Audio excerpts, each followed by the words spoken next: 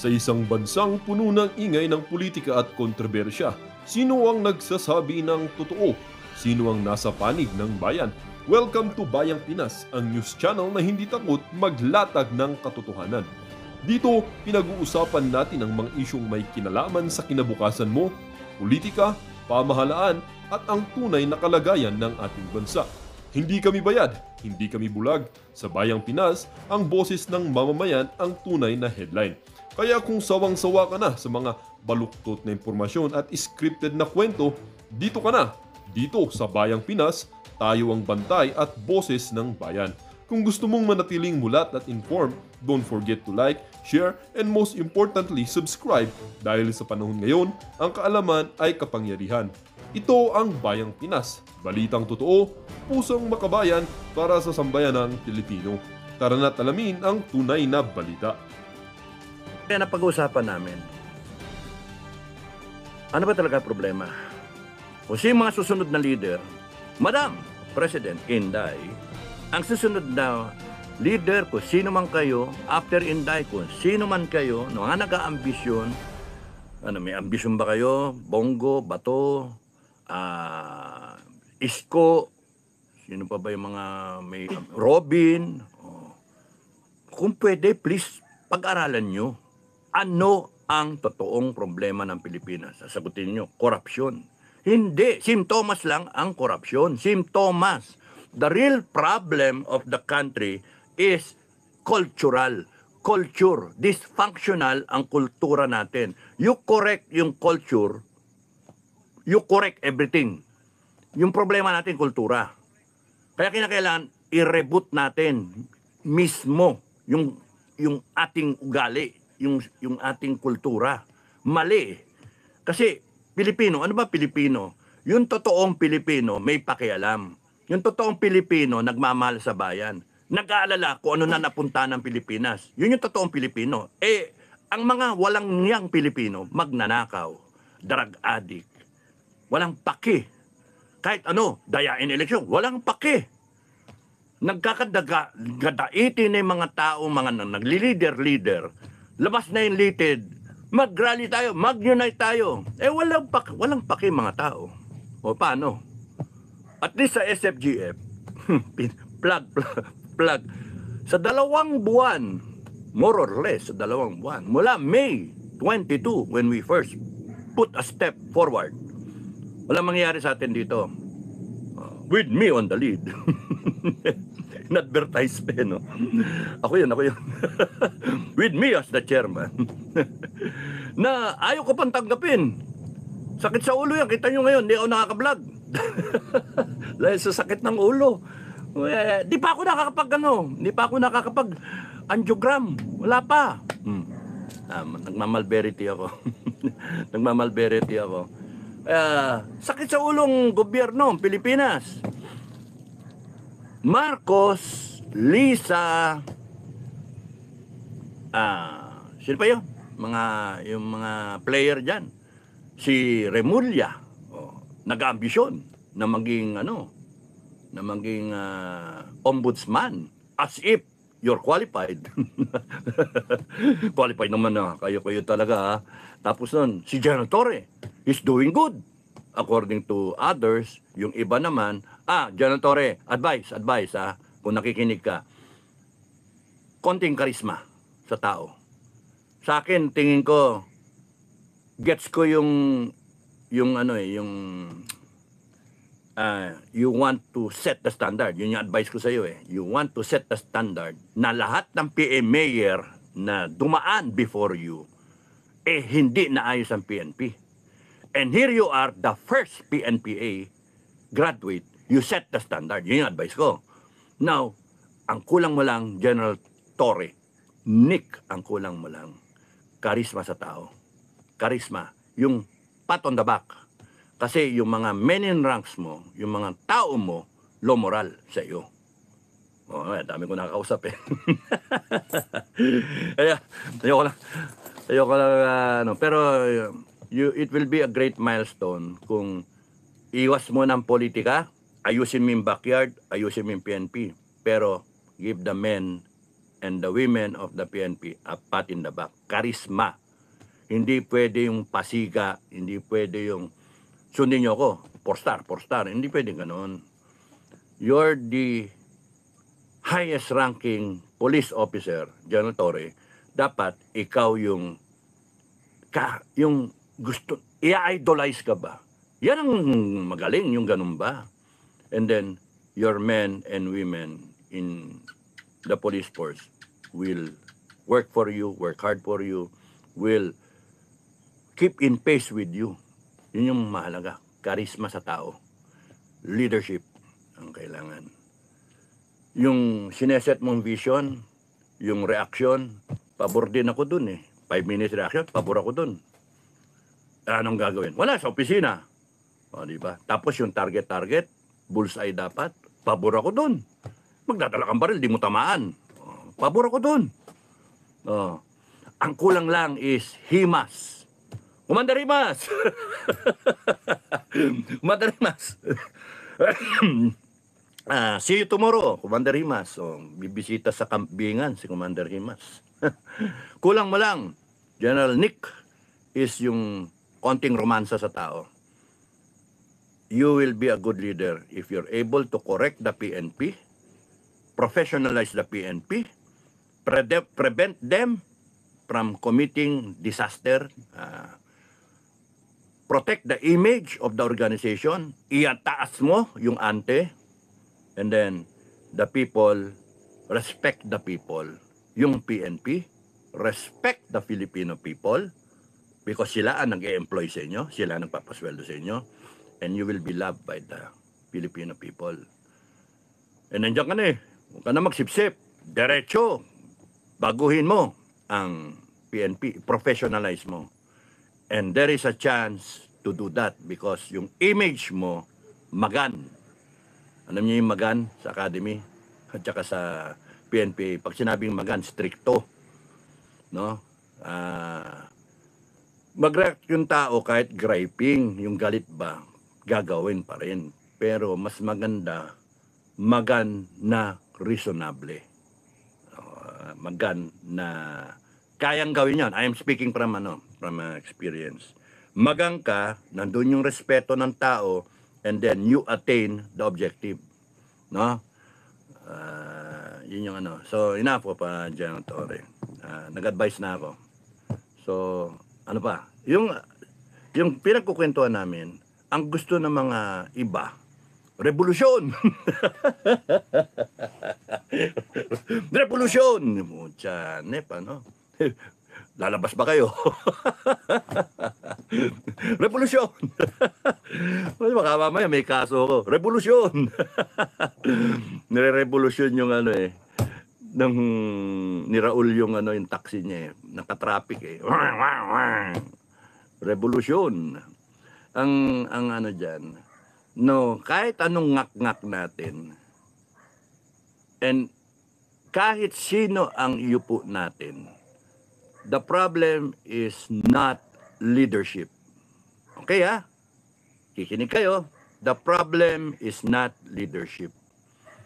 The problem is tayo. Lahat tayo biktima ng kultura natin.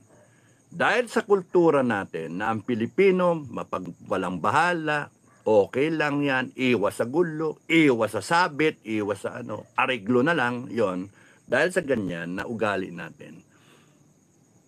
Because of our culture, na hindi mo naman masisisi rin ang taong bayan dahil sa kasalanan ng history natin eh. Dinaanan natin. 333 years, sabi ko nga sa previous vlogs, 333 years of Spanish rule. 377 from Magellan. 333 years. Then 48 years ng Americans. Binenta tayo sa Amerika. Binili tayo ng $20 million. So 333, 377 plus 40, ilan yan? 48 plus 5 sa Hapon. And then after nung war, up to the present, 79 years. So all in all, when I added that sa previous vlog, it amounted to 504, correct me if I'm wrong, 504 years. Susme, that's 5 generations. Kung 50 years ang isang generation. 5 generations. So, lolo nyo, lolo, ganon, salin lahi. Ang nasalin, yung palpak. Mula sa Kastila hanggang ngayon. Nung umupo si Aguinaldo na presidente, umupo yung mga ilustrado, ano nangyari? Doon palang corrupt na. Doon palang oligarko na. Yung problema hanggang ngayon eh. How do you expect to change when you will just change the leadership, Madam Inday Sara? Ang problema natin, hindi leader. You could be a good leader, you can claim to be a good leader, but matatalo ka ng sistema, matatalo ka ng kultura. The problem is culture ng Pilipino. You go to abroad, to any country, na progressive countries in the world, our OFW knows that. Alam nila na yung kultura ng ibang bansa, nandun yung simpleng disiplina. Nandun yung hindi kadayain. Nandun yung respeto sa kababayan. Nandun lahat ng magagandang asal. Yung sa atin, ano yung minana natin? Inom. Kumita ng konti, inom. Sugal. Yung wala ng pag-asa sa buhay, droga na lang. Yung mga ine-elect mong politiko, tatanggap ka ng pera, yun na. Yun na elekto mong kahit bobo. Basta may pera siya. Suportado siya oligarko kasi bobo. Oh. Kaya nga, 40 plus years na tayo from EDSA 1, wala nang nangyayari sa atin kasi bobo. Yung ugali natin, the same vicious cycle, ikot-ikot. Kaya Madam Inday, if you will not do a revolutionary government, which I advise you, I really advise you to go for a revolutionary government to make the desired changes so that you can bring the country forward. Let's all move forward. Ang problema, kung walang ganon, hindi tayo magpo-forward. Pababa pa tayo. Because it's the same vicious cycle, yung kultura natin, ang masama. We have to reboot not only government, not only the AFP, not only the COMELEC, not only...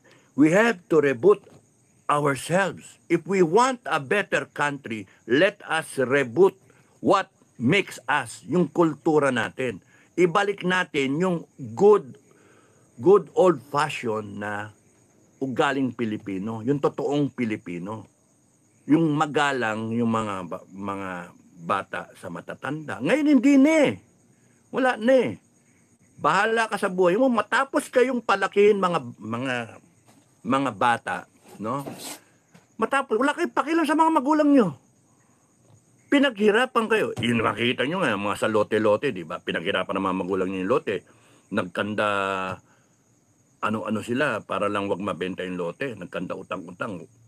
Tapos nun mamanahin ninyo, laking lote. Anong gagawin ng mga anak? Bebenta. Wala kayong pinaghirapan, bebenta nyo, peperahin nyo.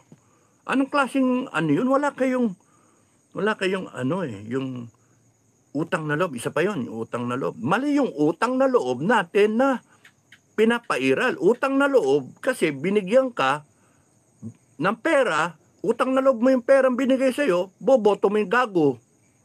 Sino may kasalanan? Tayo. Tapos ngayon, ang sistema, nasa COMELEC na yung, Sus Maria Josep. Tapos nagkaganon na nga yung eleksyon, wala pa rin tao, walang pake. Ano ba yun tayo? Kaya nga nakaka-high blood. Gamot. Atake ko sa inyo eh. Ay, nako, nakaka-high blood. Shout out kay Commander Alan. Makita rin kasama ni Commander Himas, no? Magagalitan ako nun po. Magalitan ako nun. Yung aking nurse overseas, no? Sensya na kayo, hindi pa naliligo. Nabasa ako kanina. Basa kami sa ulan. Mulan malakas. So, mamaya, ligo ako. Noon ako na yung vlog, tagal ko nang din nag-vlog. So, no matter, no, kitang-kita na, 40 years na tayong ganito since EDSA 1. EDSA 1, 86. Ano na ngayon? 14 years plus 25. 41 years. 41 years. Ang issue sa eleksyon, daya.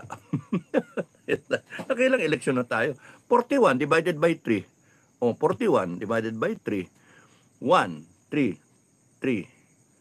1, 19 divided by 3. O, 16 elections. 16 elections na tayo, Diyos ko. Tama ba yun? 16 elections tayo. And the same old problem, nadaya kami. Ano ba yun? Comelec pa yung pinagbibintangan na, ay Diyos ko, kultura. Kultura. Lahat na nangyayari sa bansa natin, isipin ninyo, korupsyon. Hindi, korupsyon is just a manifestation. Korupsyon is just a symptom of the deeper problem. The seed of the problem is yung pinakabuto, hindi yung sinasabi kong puno, na tabas-tabasin mo yan every 3 years, sasanga ulit yan, mamumunga pa, pamilya na. Mayor yung lalaki, vice mayor yung asawa, yung anak, congressman. Diyos ko, ginawa. Bakit? May pera kasi doon. Kumikita kayo ng pera, may power kayo, respektado kayo. Lukoyin yung ano nyo, sarili nyo. Kawawa, abuso talaga eh. Kaya nga, it will continue and it will become worse. Wala nang ibabangon ang bansa natin. Kaya yung iba sinasabi, revolusyon! Revolusyon! Ang iba, iniisip nila kasi revolusyon, patayan. Yan. Yung iba naman, ang iniisip ng revolusyon is mag-systems change tayo. No matter what you are thinking, ang sa akin, from my point of view, the leader that will assume the power, the helm of leadership, no, yung pagpatakbo ng bansa natin. Whoever you are, Madam Inday o kaya BBM, right now, incumbent, pag ikaw natanggal, Inday, by spare tire. And then, kung sino man yung susunod after Inday, kung sino man kayo mag-attempt, please lang, kung hindi kayo capable, wag na kayo mag-attempt. Kasi ang inaambisyon ninyo, posisyon, title, power, pera. Wag na. Because lalong malulugmok ang Pilipinas sa isang sitwasyon na baka talagang magkakaroon ng revolusyon. Ang mahirap dyan, revolution of the masses. Yung kahit sinong tao, armado, lalabas sa kalsada, maninirador, sisibating ka, bariling ka, yung ganong chaos, yun ang mahirap. AFP, PNP, nakikinig kayo, alam ko, minomonitor nyo ako. Kayo ang nasa pwesto ngayon. Huwag nyo nga hayaan na umabot tayo sa ganon, magkaroon tayo ng cultural revolution. Di nyo mapipigil yan pagka ang tao punong-puno na. And if somebody stands up, somebody, not even me, somebody, nobody but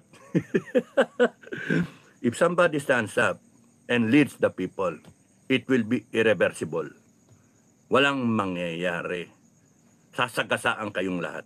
You cannot stop millions of people, all lined up in the streets, ready to kill or be killed just to change the country for the good. Yon ang iwasan ninyo.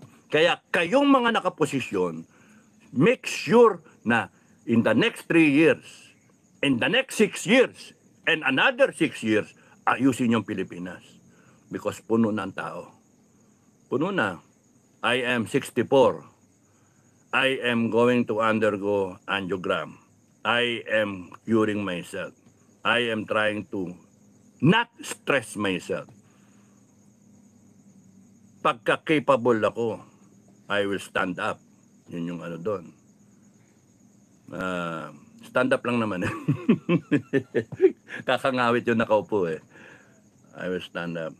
Pero you get my goat, mga tarantado kayo nasa sa posisyon. You get my goat. Kahit iisa ko, I will stand up. Marami na ako kinausap, sabi ko, kahit wala kayo. Kahit nag-iisa ako, I will stand up to prove the point. Hindi yung panay salita. Mali yung panay salita. Dapat yung nasa puso talaga. Gusto niyo baguhin ang Pilipinas, baguhin ninyo yung Pilipinas. Huwag kayong naghihintay. Hindi, naghihintay kayo. Hintayin si Inday Sara. Hintayin niyo kung sino. Sir, ikaw na. Sus Mario Joseph. Pagka na doon yung tao, wala naman. Wala naman tatayo. Magkambing na lang ako. Yung ano ko. Because while waiting for the winds to change, while waiting for the sun to shine, at least kami sa SFGF may ginagawa to improve our lives and the lives of Filipinos, our families, the lives of in the far-flung communities.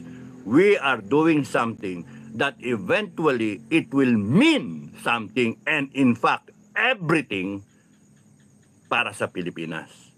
If we cannot change the government, the Filipinos, yung way of life, yung ating kultura, at least nabago namin yung sa amin, and then yung sa grupo namin, it becomes a nucleus of change. Nucleus. Nakakasalita ako English Hindi pa meh. Tagal lang din nag-vlog It becomes change from within our group SFGF. Local Filipinos, international Filipinos. We have started the fire and it will continue to burn with or without me. Tandaan niyo yan, with or without me, because nakalatag yung aming adikain and we will do it whether with the help of government or without the help of government, because we're doing it in our own private capacity. We still respect the laws of this land. We in fact believe that we created the laws, the Constitution. We adhere to the Constitution, preamble, with the sovereign Filipinos. Kaya nga, sovereign Filipinos, guardians of freedom. Sovereign Filipinos, goat farmers. Sovereign Filipinos going forward. We are moving forward while we are waiting for the winds of change. Kaya, Madam President, ang tagal. Ang tagal. Binato na kayo't lahat. Ang tagal. Kaya, kambing muna ako. No? At least, in 2 months' time, meron kaming kambing, meron kaming inaasam-asam, and every 10% of whatever we will earn here sa kooperatiba namin, we will build up our mutual fund, and then welfare fund. Welfare fund. The welfare fund, once it's built up, will help our members. Ilalatag ko yon in one vlog kung ano yung welfare fund. No? What it's all about, ano yung pros and cons. Busy lang kasi ako masyado na pagtuunan pa ng pansin. Hands-on kasi ako sa kambingan. So, just to prove one thing, we are on the right track. We're doing it our way. Mayroon pang kanta, no? My way, no? We're doing it our way and we're moving forward. Hindi yung baliko. So, lahat na nangyayari ngayon, kung titingnan nyo sa helicopter view, lahat na nangyayari ngayon, attributable kay BBM. Yung helicopter view lang tayo, wala pa satellite helicopter view, as the President of the Republic of the Philippines, BBM, kasalanan mo lahat ito, yung nangyayari ngayon sa bansa natin. Magsosona ka pa. Malapit na. Naghahanap ka ngayon ng mga accomplishment. Wala nga accomplishment. Wala. Ganun pa rin ang bigas. 20. 20, pangako. Kung ano nangyari. 50, 60. Nakita niyo yung dog rice. Magkano? 29, 30. Dog rice. Naninilaw. Parang mais nga Ang itsure Yung Mario Joseph. Aso nga namin, ayaw kainin Ano yan, dog rice? Ba't ganyan? Kami kumakain ng dog rice. Yung rice para tao, sila kumakain. Animal talaga. Oh. So, paano yan? Ang daming accomplishment. Anong sasabihin niyo sa accomplishment nyo? Babaha na naman tayo. Kukolektahin niyo yung tubig. Go ahead. Bravo. Gawin nyo, ha? Bravo. You heard it first from Pinoy Survivor. Doon sa vlog ko na yun na nag-stop over lang sa season yung bus tapos biglang umulan tapos binlag ko. Sayang tong ulan na to kung kinokolekta natin to. Then nag-google ako ng konti. Pwede naman kolektahin yan if you have the willpower. Then you can make dollars out of it. Lahat ng tubig na minumura ng Pilipino na sa baha. Kung kolektahin natin lahat yan, benta natin sa ibang bansa. Pwede nga tayo magpakabit ng tubo diretso dun sa China. Natutuyo yung ilog nyo. Dito sa amin, tutuloy namin dyan. Dadaan namin sa filtration, tapos nun, dala namin dyan. Ilalagay namin sa mga tanker, imbis na langisan laman, tubig. Tanker, dire-diretso. Araw-araw may umalis. And water for oil. Hindi na tayo bumili ng 500,000 barrels of oil per day. Ang dami. Kung nag-iisip kasi kayo, ang problema, tayo, mga kababayan, yung mga hindi nag-iisip yung iba tanggap pera. So ngayon, you're stuck again with 3 years of the same politicians. Nagpalit nga kayo ng iba, wala rin sa tingin nyo, matanggal yung Resolution 10. Yung mga nanalo, tanggalin nyo yung Resolution 10? Wala, ganyan pa rin, Resolution 10. Kasi may kabig kayo Hindi matatanggal yan. Mapapasabay yung death penalty. Hindi. Bakit? Gustong isali sa death penalty yung pagnanakaw. Sino magpa-approve ng batas? Yung magnanakaw, bakit ako magpapa-death penalty? Hindi na. Tapos yung ROTC, yung mandatory service, ba't ko ipapasayan yung anak ko doing well? Magmamandatory service yung anak ko? No. Ganun ang mindset. Kaya nga, problema natin kultura, mga kababayan. That is the seed, yung buto na yung katiting na yung kultura natin na yan. Failure of the family to bring up kids. Sipin niyo palpak yung tatay, palpak yung nanay. Nanganak. Sino mag-alaga? Palpak na tatay, palpak na nanay. Ano sa tingin niyo mangyayari doon sa anak? Kung hindi marunong yung anak, kung hindi yun na-equip sa eskwelahan niyang pinapasukan, magiging palpak din yung anak. And it will be followed by generations. So the culprit is yung kultura natin. May mali talaga. Now, yung magagaling dyan, mga doctorate at mga masters dyan, yung mga high-paluting, well-to-do na mga politiko, as if alam niyo yung problema.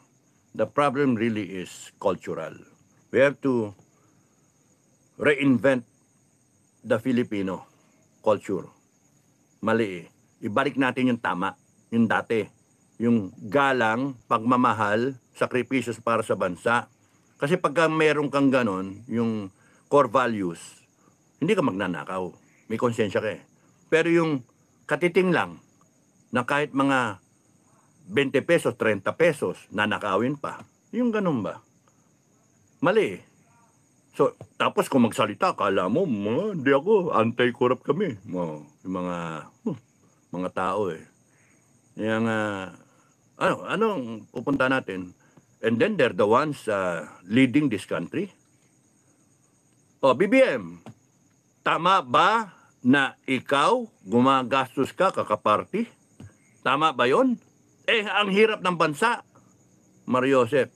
Kayong mga politiko, kayong mga anti-administration, nasaan na yung drug test? Wala na, tumigil. Wala na yung drug test, nawala na. Anong sinasabi nyo? Bangag-bangag. Nasaan na? Magpa-hair follicle drug test, yun lang. Nawala na sa usapan yun. Tumahimik na. Kaya nga nakakainis. Kasi isa sa ugali ng Pilipino, ningas kogon. Magsalita siya, rally na. Tapos wala na. Wala na. Kaya, Mario, kaya wala mangyayari. Kami, sa SFGF, Ningas Kogon ba? Hindi. Hindi. Pati Ningas Kogon, hands-on nga kami. And we're happy na kahit papano, we're doing something that we believe na will benefit a lot of Filipinos. If not, members namin. Sigurado. Kasi yung mga members ng SFGF, whether you are in the cooperative or you are in the corporation or you are in the foundation, the tri-pillars no, ng SFGF, kahit saan ka nandyan, tuhog mo, nakakatulong ka sa pamilya mo. Natutulungan mo yung sarili mo, hindi nasasayang yung panahon mo. Mahal natin yung mga kasama natin, mga miyembro natin, at mga pamilya nila. Nagkakaintindihan tayo. Tapos nun makakatulong pa tayo. Because we will be in a position to help. Kung may budget ang gobyerno at ang inaano natin, sinisigaw natin, huwag kayong corrupt. Pera ng taong bayan yan. Dapat meron din tayong ginagawa na masasabi natin, ganitong gagawin natin sa pera natin. Hindi nga. Kasi rally, sigaw, and then what? Tinawanan ka lang ng administration. Why? Because you are disunited. Why? Because you are all victims of a culture na walang pakialam Kanya-kanya You do your thing, I'll do my thing. Sige, magpakarali kayo, magsisigaw kayo sa kalsada, magpaulang kayo, magpabilad kayo, magutom kayo, basta ako, ginagawa ko yung sarili ko, tatrabaho ko. Hindi, kumpare ko si may kasama ako, may kaibigan ako sa kabinete, yung ganun ba? Dog eats dog. Kaya, nasaan na yung pagmamahal sa bansa? Nasaan na yung respeto sa konstitusyon, respeto sa batas? Lahat ng nangyayari ngayon, lahat ng players, whatever side you are, BBM, Duterte, and kung sino man yung mga junior lieutenants and all that, mga magkakampi ng dalawang basketball team, you are all victims of a vicious cycle na we are all being sucked into it. Kaya, ang laki ng problema ng Pilipinas. Pagka nagpalit ang gulong, ang kawawa naman ngayon, yung dati.